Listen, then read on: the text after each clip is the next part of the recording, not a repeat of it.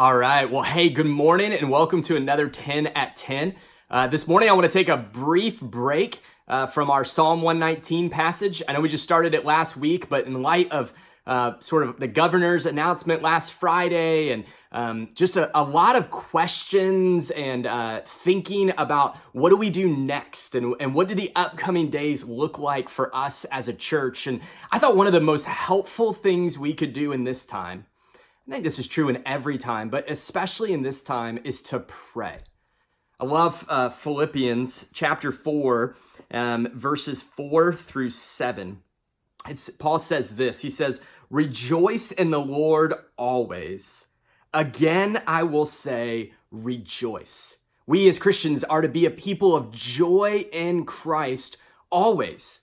We can have a joy in Christ that is never unseasonable. We can rejoice always in all times and in all circumstances.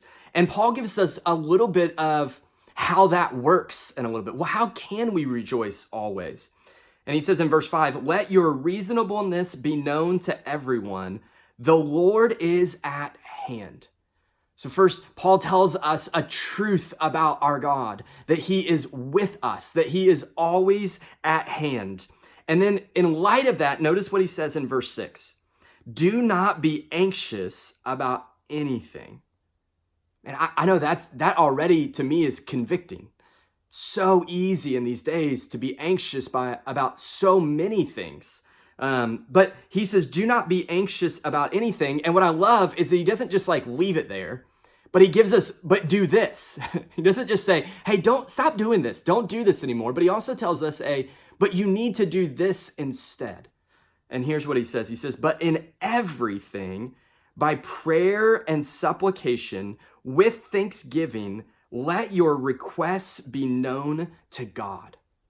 In everything, by prayer and supplication. That's a way of essentially letting your requests be known to God, is what he says later. That's what supplication means. It means asking. And so he says, by prayer and asking, requesting with thanksgiving, let your requests be known to God. In this time, we as Christians, we know that our God is with us. We know that he is all powerful, that he is all good, that he is all knowing, that he is all wise. And so Paul says, instead of being anxious, instead of giving our minds over to those thoughts, instead of being, in order to be joyful, to be able to rejoice, we need to continually be giving our requests to God, going to him in prayer and asking him for help. John Piper simply calls prayer, it's holding out a help wanted sign, is what he says. And I love that. Prayer shows our neediness.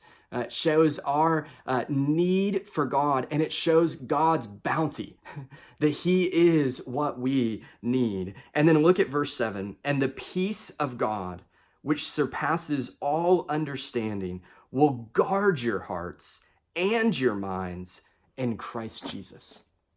When we go to God in prayer, when we lay our requests before him as the all-sufficient God, when we recognize ourselves as needy and needing his help, and he being the only one who can provide and the one who will always provide in full.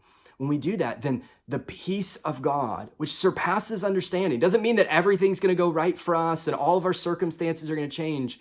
But this peace of God, knowing that God is with us and he's in control and he cares about us, it's that peace which surpasses understanding, Paul says that peace will guard your hearts and your minds in Christ Jesus.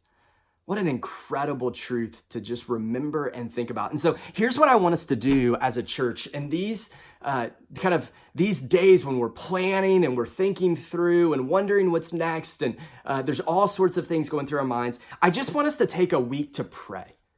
And I'd love for this to continue. This might be a season of prayer for us as a church in the midst of these days, but especially this week. And I've got this also. I'm just going to show it to you on my iPad screen, but it'll be linked here. But just real briefly, this 7-day coronavirus prayer guide. Lifeway put this out. It's so helpful. It gives you something each day to pray for. And so I want to start this tomorrow. Tomorrow, during the day, I want us to pray. The first little prompt there is to pray for the sick, to pray for those who are sick and their families, that the Lord would heal and comfort them. Right? We know that many people are experiencing sickness and struggling with sickness, or have family members or friends that are. And so we as a church just tomorrow want to reach out and pray for them, to care for them in that way, to ask God to bring healing and to bring comfort to them and their families. And so each day, the next day we'll pray for healthcare workers, and then for the vulnerable, the unemployed, for our leaders, for our students and families, and then for our churches. And I love just that, to be able, for me, it's so helpful to have these different prompts each day to pray for. So I'm going to post this picture, a picture of this in the comments below on this video. I'll try to link to it as well. You can print it off. You can save it to your phone or your iPad so that you can see it each day and pray with us. In these days, let us be a people who pray, recognizing our need for God, that He alone is our provider. And He is who we place our hope in. So I hope this will be encouraging to you. I hope that it will be helpful. And if you have any questions or thoughts or comments, feel free to kind of let us know on this video. We'll get this stuff out to you.